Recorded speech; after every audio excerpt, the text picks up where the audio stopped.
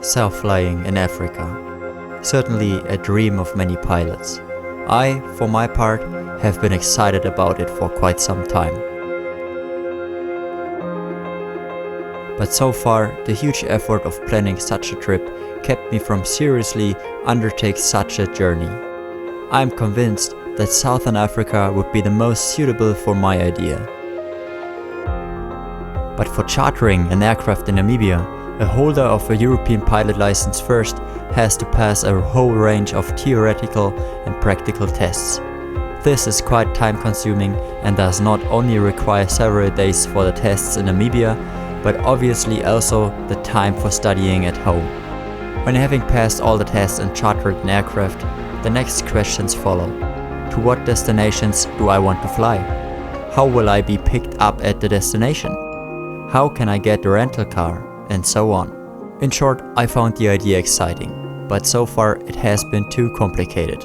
And then I luckily found the Ondili group. They have a German registered aircraft in Namibia and offer self-flight tours with that plane. This would solve all my problems at once, as I, with my German pilot license and my English radio certificate, am allowed to fly German registered aircrafts of the Eco class all over the world. After an overnight flight from Frankfurt to Windhoek, we are picked up by a staff member of the Kalahari Red Dunes Lodge. After a 1.5 hour drive, we enter the private game reserve of the lodge.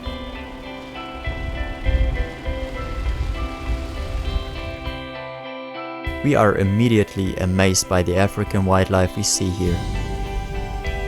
Vastness of grass savanna with camel thorn trees and red dunes. The Kalahari offers the perfect scenery to amaze us. The endless savanna and the sand dunes. Flying on dusty landing strips, being a bush pilot. And here at the Kalahari Red Dunes Lodge, the German registered aircraft is based 8,500 kilometers south of Germany with flight permit in Namibia. The lodge is located in a dry pad, a so-called vlek, and can be reached over a wooden walkway.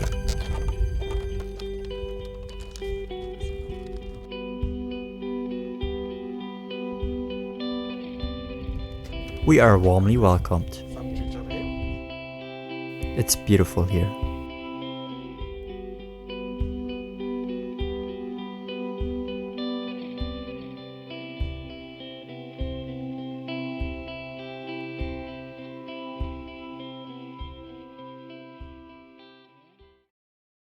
Verena wants to relax after a long journey and walks to our suite.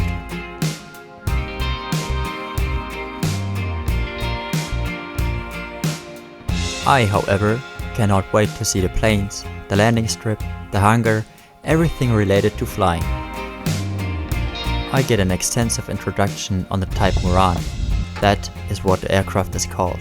Apart from the oil level, which of course has to be correct at all times, flexible parts like rolls and joints have to be checked. Especially the leading edge slat of a Moran have to be examined carefully.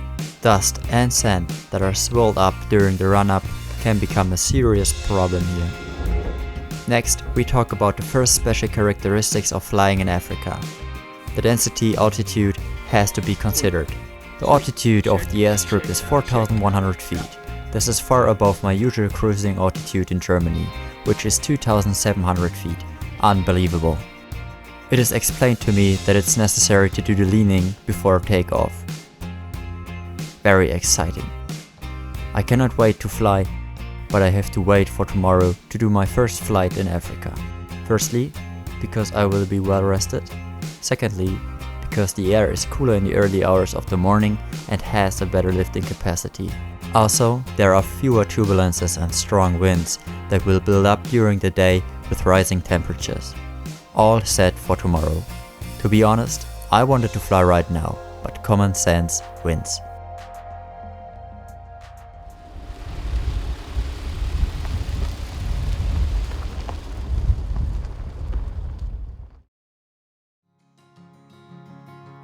Just now, a group of wildebeests gathers at the lodge's waterhole.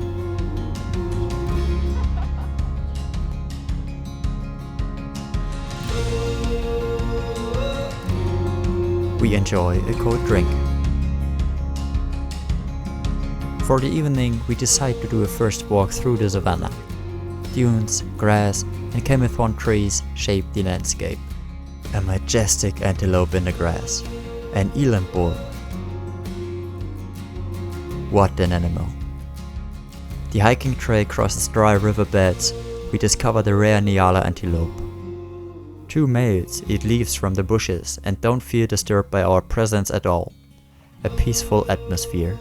Our day ends at the lodge, where we soon return to our suite after dinner, because we are still tired from the long journey from Germany. On the next day, well rested, my first flight in Africa is scheduled. I check up the aircraft and become familiar with it. I have to do 3 takeoffs and landings to get used to the conditions. I am extremely concentrated.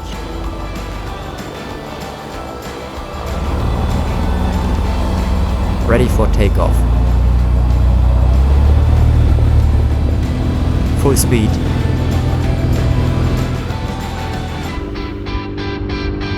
Airborne. What a feeling.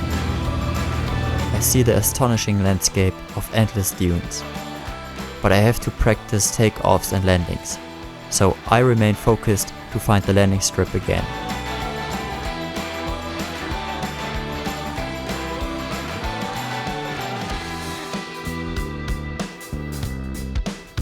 Turn into final, reduce speed, set flaps, land.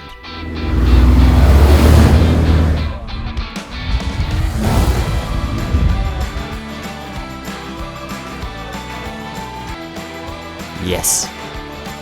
After 2 more airfield traffic patterns, I feel satisfied, and now that I'm prepared for my first overland flight into the Namib Desert.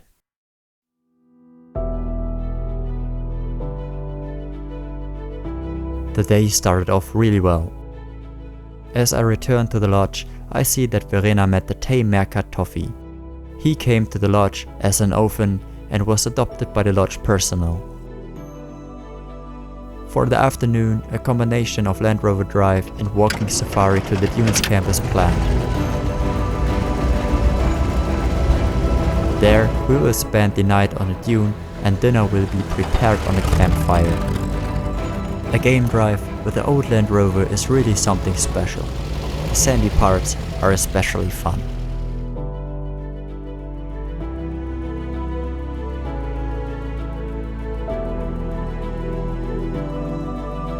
Animals of the Kalahari, like the wildebeests, zebras or ostriches, are very common.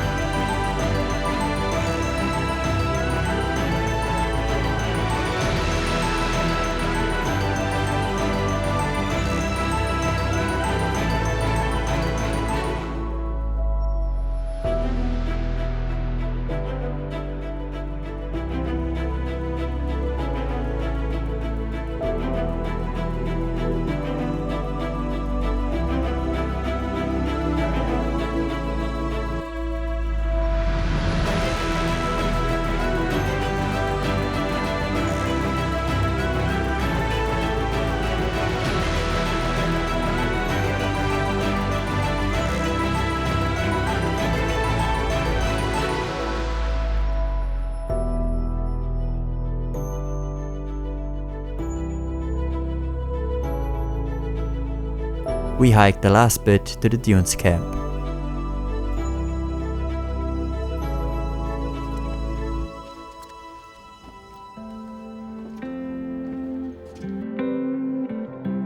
The luck is on our side, because we spot a group of giraffes in the valley. It is really something special to be able to experience these elegant animals by foot.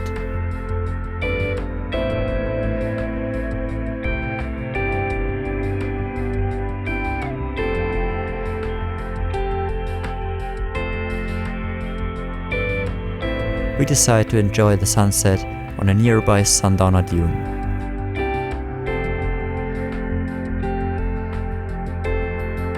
A Kalahari centipede wants to join us.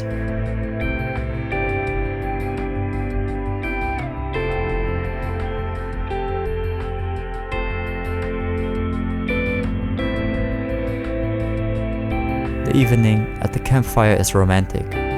I think about the next day, the flight to the desert homestead outpost lodge in the Namib Desert, close to the world-famous Sossusvlei.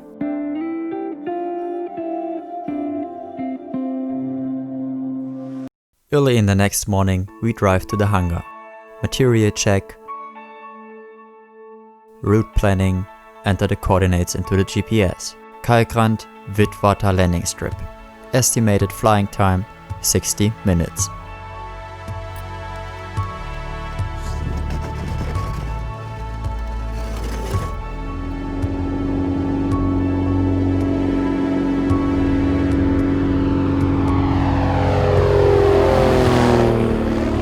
After takeoff, we leave the small village Kalkrand behind us. Soon, the flat landscape transforms into mountains. We pass the Naukluft and the Nubib Mountains. Astonishing! Flying is exciting, even beyond my expectations. In my pure excitement, I almost forget to look out for the landing strip. Allegedly, it's right next to the farm road, easily to mix up out of the air. First, I see a gravel road, and there, 2 cars. That is not the landing strip. I have to continue my search. And there, I find it and initiate my landing. A gravel landing strip, different from the smooth sand strip in the Kalahari. I enjoy the approach.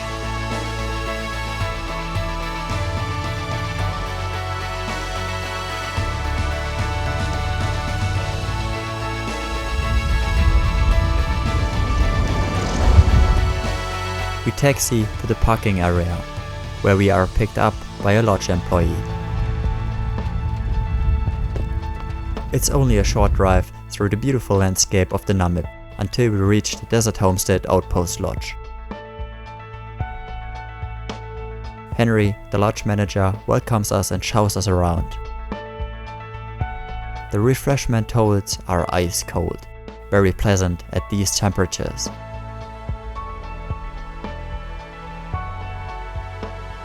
The lodge looks amazing, with a superb view across the desert.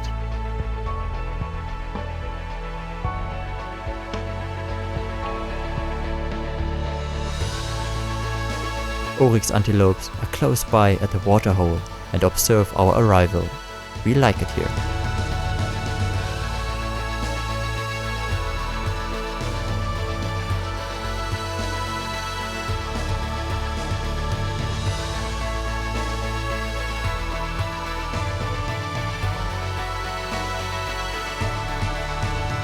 After Henry's introduction to the main area of the lodge, we head towards our rooms. The friendly staff takes care of our luggage. We immediately feel comfortable. The rooms are decorated like safari tents and the view from the bed is great. The toilet with panorama window is worth mentioning. All in all, the lodge is amazing.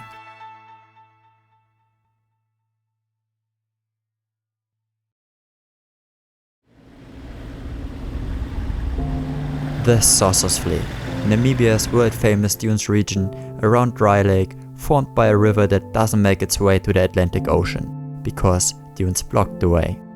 The red sand dunes can be as high as 300 meters, endless waves of dunes that go on until they reach the Atlantic Ocean. But we do not only want to see the dunes, we want to experience them. Already the way there is a lot of fun. The Land Cruiser makes it through the sandy party without any problems. The high sand dunes invite you to jump around like children, as long as you manage to climb them.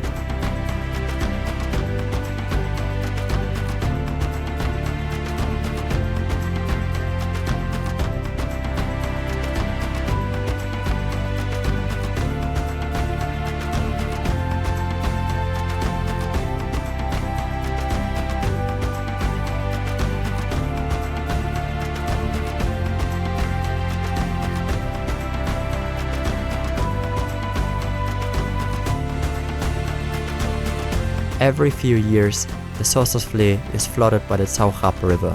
This makes it possible for trees and bushes, as well as some animals, to survive here in the middle of the desert. The dead flea, however, is not anymore connected to the river for more than 100 years, as the dune blocked the inflow. The trees have died a long time ago.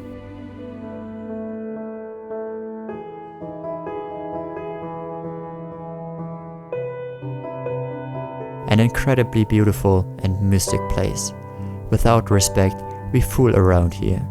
We are amazed. The ocean of the sand dunes, the colors, the surreality that is somehow real here. An unforgettable day. This place definitely deserves to be declared a World Heritage Site.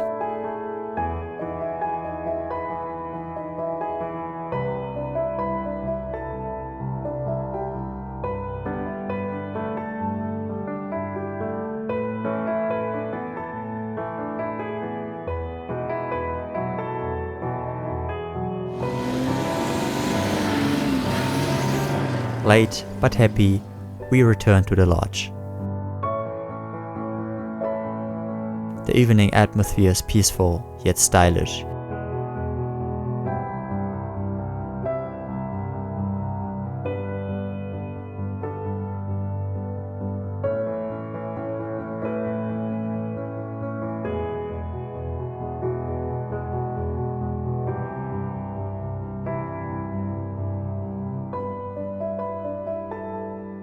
Every house of the lodge has a view deck, and it's possible to sleep under the stars, and that's worth it.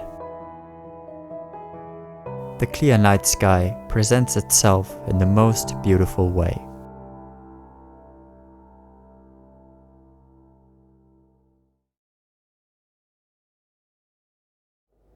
The next day, I decide to fly over the Namib dunes and the mountains of the Namib region. Verena prefers to stay at the lodge and rest at the pool. I start in the afternoon. I have enough time to dedicate all my attention to flying today. First, the fastening of the plane has to be removed. It is strongly advised to properly fasten the plane, as wind speeds of up to 150 km per hour are relatively common.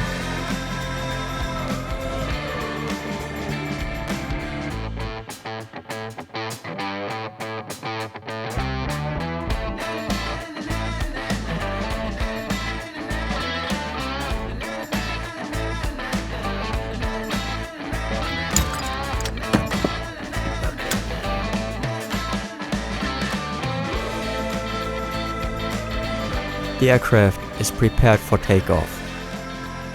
Instrumental check, fuel check, we can go.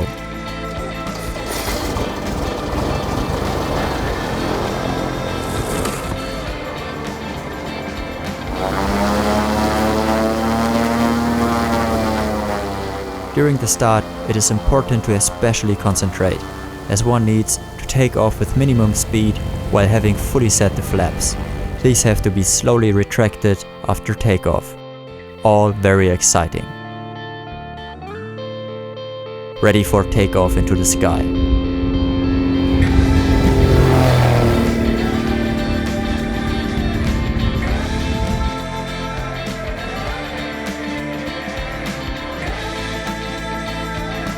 I enjoy the flight and cannot get enough of the view.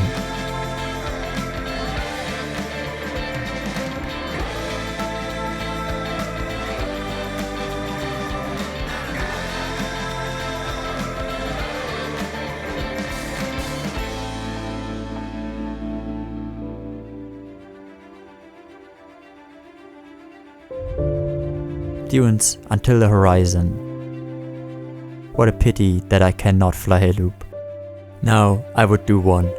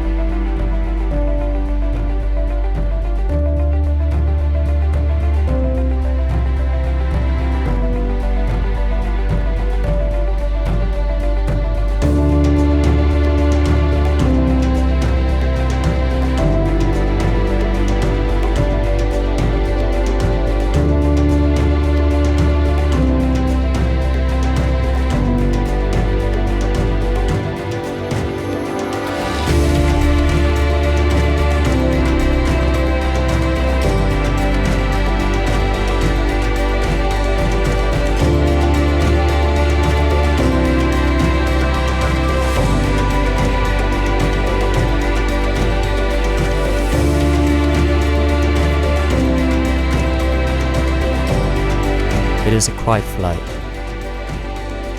The sun will soon set, shadows become longer, and I have to think about the flight back.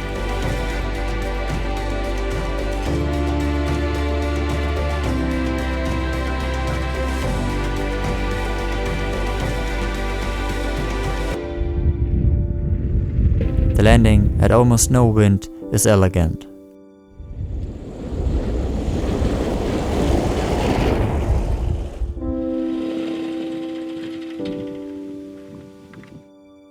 The sun sets and I am happy. That really was something for a pilot's heart.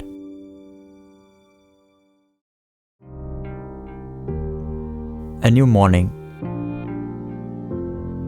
Today we have separate activities. Verena wants to horse ride. I decide to do a hike around the mountain.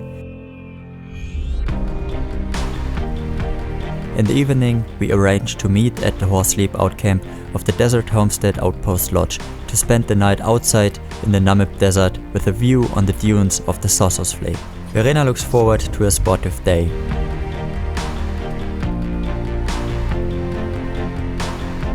My hiking trip is magnificent. The mountain world of the Namib is impressive. We follow the path of mountain zebras and dried out riverbeds.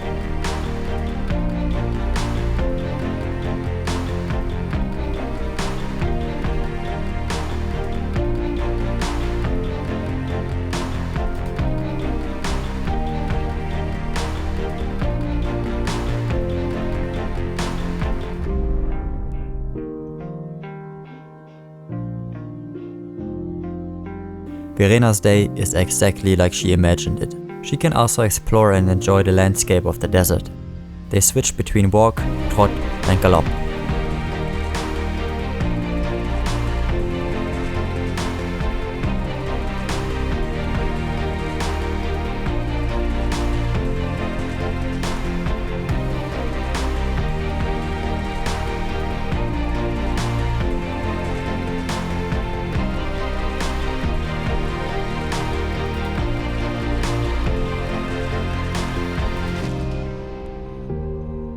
It's noticeable that Willy, the horse guide, loves his job. Back when he was still a child, he was always with the horses and there is nothing better for him than taking guests out for a ride into the desert.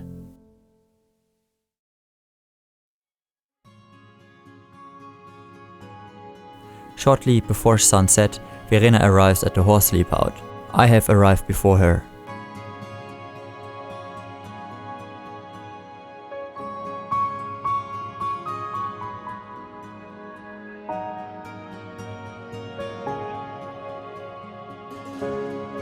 The exclusive sleep out is amazing.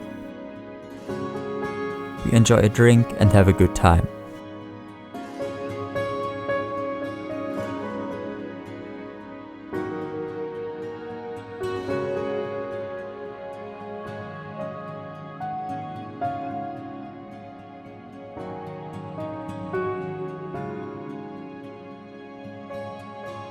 Soon the sun will set. We enjoy the last rays of sunshine.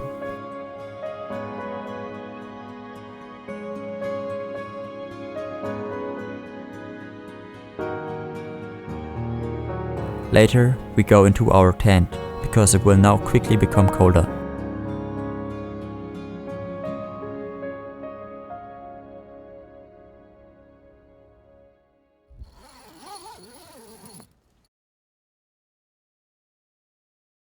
The next day, the longest flight of our trip is planned. From Witwater landing strip into the Irongo Mountains, an estimated flying time of 2 hours over a varying African landscape. But first, we fly over the outpost and the desert homestead one more time. We climb to our cruising level.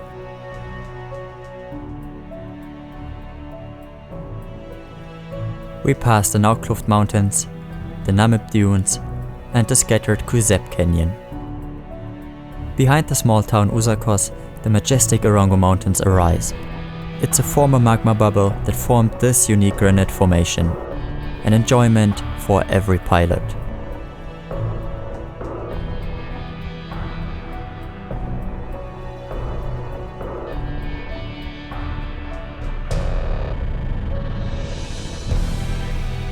From my briefing, I remember that the landing strip of the Hohenstein Lodge has a challenging approach. It leads around a small mountain into a curve, so that I land towards the Hohenstein, or the mountain is parallel during the base leg and behind me during the final approach. I'm sure both are surely exciting and must look spectacular, but first I have to search for the landing strip of the Hohenstein Lodge.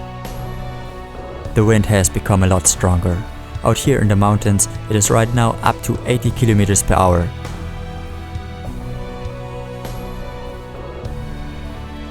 It's quite difficult to keep the aircraft under control.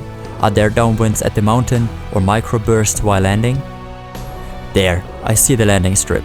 Due to the strong wind, I have no choice but to land towards the Hohenstein. Even without wind, the landing is challenging. But at this stormy situation, I wonder if the landing will work first try or if I have to do an overshoot.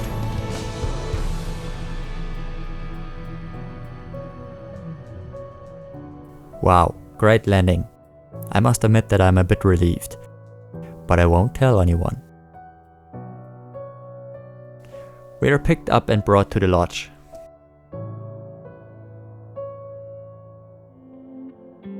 The Hohenstein Lodge is located cozily at the foot of the mountain and has an alpine furnishing. Hiking trails to the Hohenstein or into the Boulder Forest start here. Also, tours to the small miners are offered. They dig for minerals and earn their living with mining and selling their gemstones. We plan to visit them.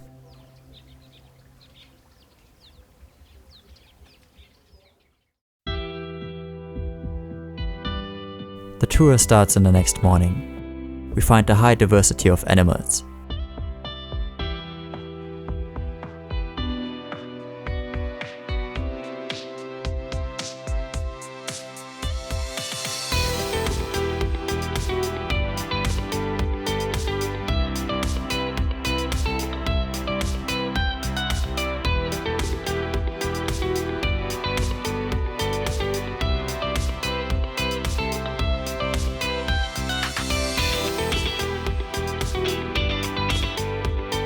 The Boulder Forest, a landscape full of rock boulders, invites its visitors for climbing and it's pure fun.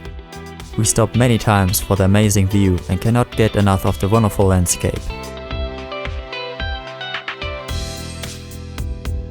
After an hour of hiking, we reach the base camp of the small miners. We are delighted by their hospitality and are very interested in their living conditions at the mountain. We recognize the camp from the small miner documentary that was shown to us the previous evening at the lodge.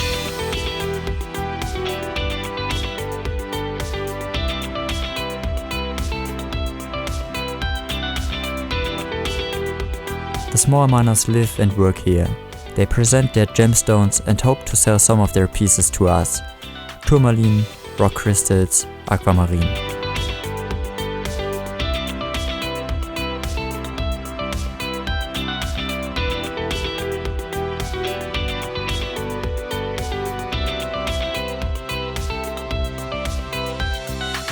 We spend some time here and take lots of pictures before returning to the lodge.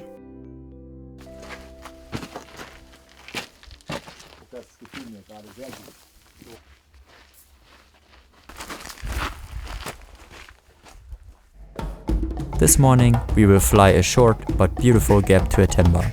Just when we wanted to start, we witness a pleasant surprise. Animal crossing on the airfield. Giraffes.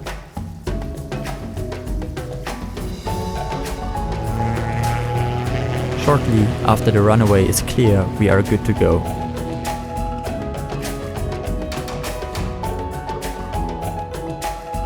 Alongside of the edge of the Orongo Mountains, we fly to Atemba.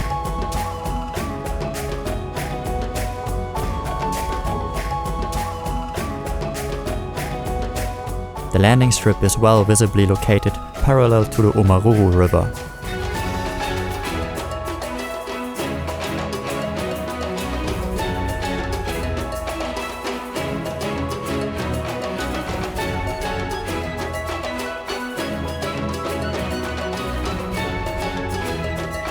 I find it without a problem.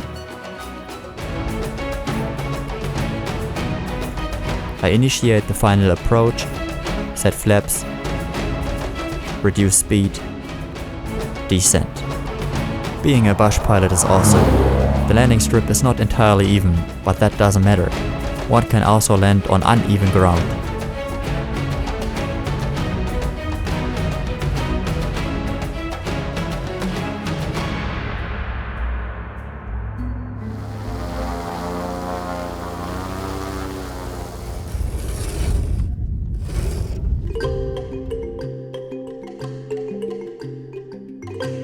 Perfectly timed, we are picked up. The drive leads through Atemba's breathtaking landscape.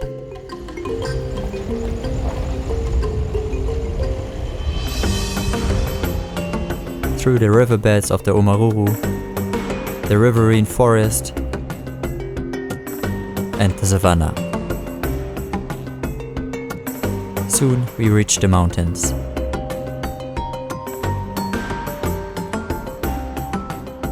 Rock paintings of the San people made Atemba famous.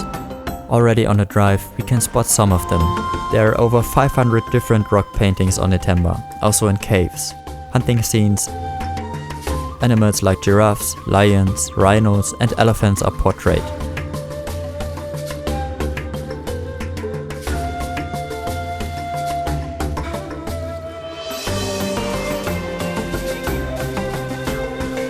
We arrive at the wilderness camp. Absolute solitude up here.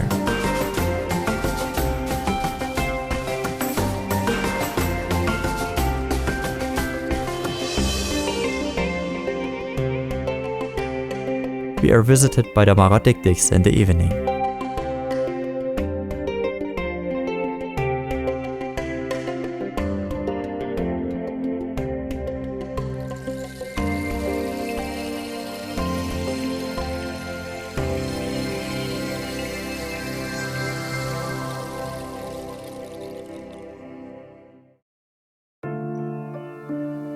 Well rested, we begin a hiking tour through Atemba's mountain landscape, through caves and alongside bizarre granite formations. We jump around like kids on the giant rock boulders.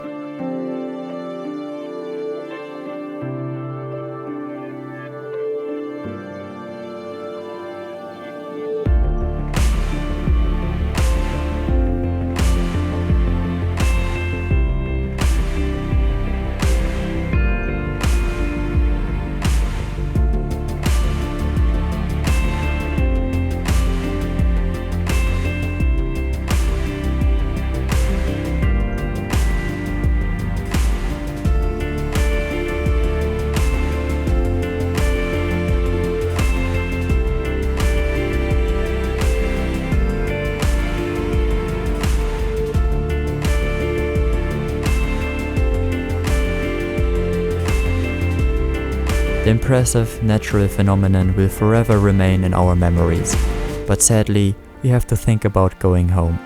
We had a fantastic time. Today is the last flight back into the Kalahari. The estimated flight time is around 1.5 hours, first through the Erongo Mountains, then over the Comas Highlands. The minimum height has to be more than 7,000 feet, as the highest peaks of the highland are up to 7,000 feet. We fly at 9,500 feet. After 1.5 hours, we pass the Rehoboth Mountains and return into the Kalahari. Before my final approach, I fly over the Red Dunes Lodge one last time.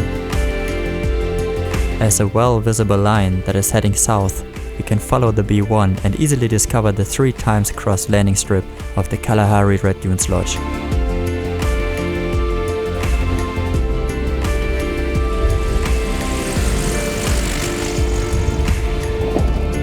Not only was my pilot horizon expanded, it was a journey full of great activities and memorable experiences.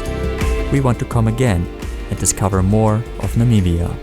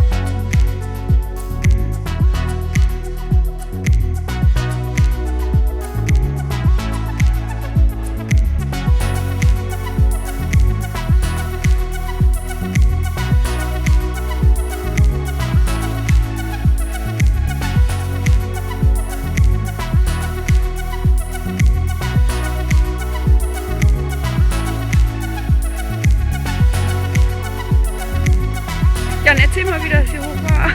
Oh mein Gott. War easy, ne? Auch zweimal, ganz okay.